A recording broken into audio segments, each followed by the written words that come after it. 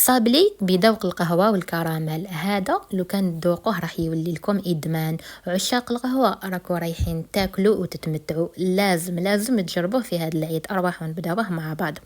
عندي لهنا 125 غرام مارغرين تكون طرية بدرجة حرارة الغرفة.